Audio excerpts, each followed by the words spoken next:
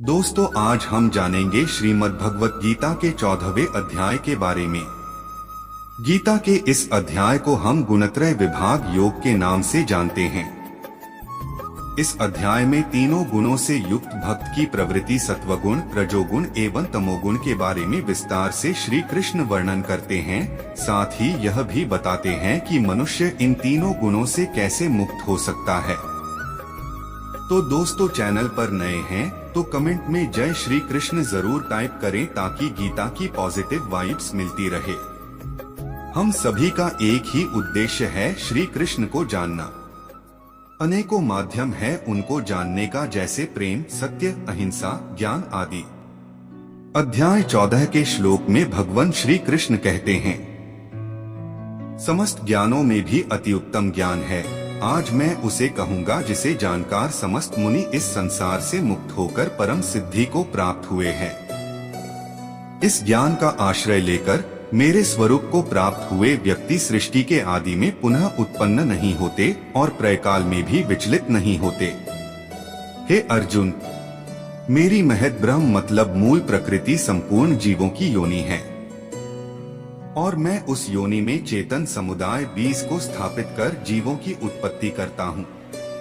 सभी योनियों में जितने शरीर उत्पन्न होते हैं, प्रकृति उन सबकी गर्भधारण करने वाला पिता हूँ। हे कुंती पुत्र, प्रकृति से उत्पन्न सत्वगुण, रजोगुण और तमोगुण इस अविनाशी जीवात्मा को शरीर में बांधते हैं। इन तीनों गुणों में सत्वगुण तो शुद्ध होने के कारण प्रकाश करने वाला है और सभी पाप कर्मों से मुक्त करने वाला है।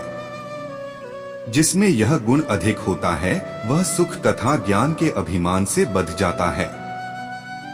हे पार्थ, कामना तथा आसक्ति रजोगुण से उत्पन्न होता है, ऐसा जानो, जिसके कारण जीवात्मा कर्मों और उनके फल से बंधता है। अज्ञान से उत्पन्न तमोगुण समस्त देहधारियों का मोह है, वह इस जीवात्मा को प्रमाद, आलस्य और निद्रा से बांधता है। इसलिए सत्वगुण सुख से बांधता है और रजोगुण कर्म से बांधता है तथा तमोगुण तो ज्ञान को ढककर प्रमाद से बांधता है। हे अर्जुन, रजोगुण और तमोगुण को कर करके सत्वगुण बढ़ता है।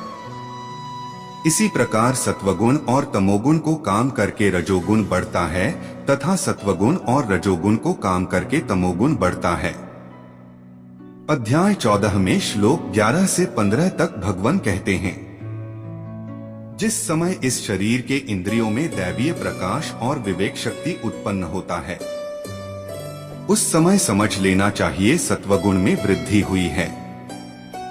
रजोगुण के बढ़ने पर लोभ, कार्यों में प्रवृत्ति होने की इच्छा, सकाम कर्म, अशांति और विषय भोगों में आसक्ति बढ़ जाती है। श्री कृष्ण कहते हैं, हे अर्जुन, तमोगुण के बढ़ने पर इंद्रियों में अप्रकाश, करने योग्य कर्मों में निष्क्रियता, व्यर्थ चिंतन, आलस्य, निद्रा और संसार को मोहने वाली प्रवृत्तियां उत्पन्न होती हैं। जब कोई सत्वगुण की वृद्धि में मृत्यु को प्राप्त होता है, तब वह उत्तम कर्म करने वाले दिव्य लोकों को प्राप्त होता है। और जब कोई रजोगुण के बढ़ने पर मृत्यु को प्राप्त होता है, तब वह कर्मों में आसक्ति वाले व्यक्तियों में जन्म लेता है।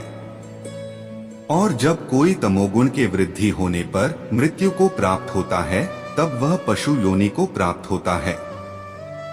हे पार्थ, सत्वगुण से ज्ञान उत्पन्न होता है, रजोगुण से लोभ उत्पन्न होता है तथा तमोगुण से प्रमाद, मोह और आलस्य उत्पन्न होता है। इसलिए हे अर्जुन, सत्वगुण में स्थित व्यक्ति स्वर्ग तथा उच्च लोकों में जाता है, रजोगुण में स्थित व्यक्ति पृथ्वी लोकों में जाता है और तमोगुण में स्थित व्यक्ति अधोगति यानी नीच योनियों को तथा नरकादि को प्राप्त होता है। कृष्ण कहते हैं, जिस काल में व्यक्ति तीनों गुणों के अतिरिक्त अन्य किसी को करता नहीं देखता और तीनों गुणों से परे मुझ परमात्मा को तत्वज्ञान द्वारा जानता है, उस समय वह मेरे स्वरूप को प्राप्त होता है।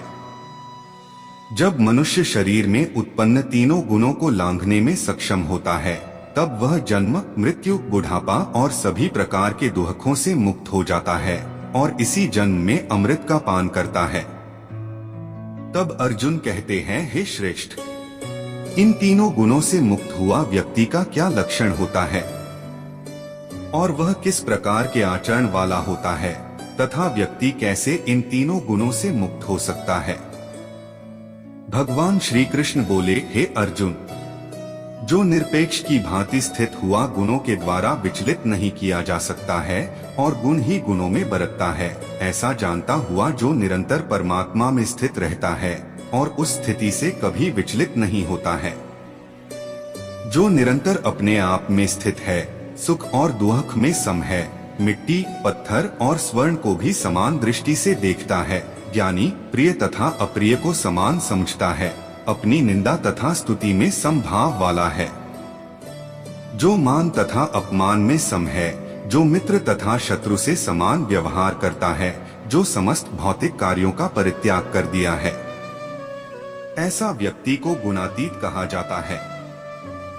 और जो व्यक्ति अव्यभिचारिणी भक्ति के द्वारा मुझे निरंतर भजता है, वह इन तीनों गुणों को अच्छी प्रकार लांघकर परब्रह्म के साथ एक होने के योग्य बन जाता है, क्योंकि मैं ही उस अविनाशी परब्रह्म का, अमृत का, शाश्वत धर्म का, अखंड एकरस आनंद का आश्रय हूँ। तो दोस्तों, आशा करता हूँ गीता के 14वें अध्याय के इस उपदेश से आपको कुछ ज्ञान मिला हो। अगर वीडियो पसंद आए हो तो वीडियो को लाइक और चैनल को सब्सक्राइब जरूर करें। धन्यवाद।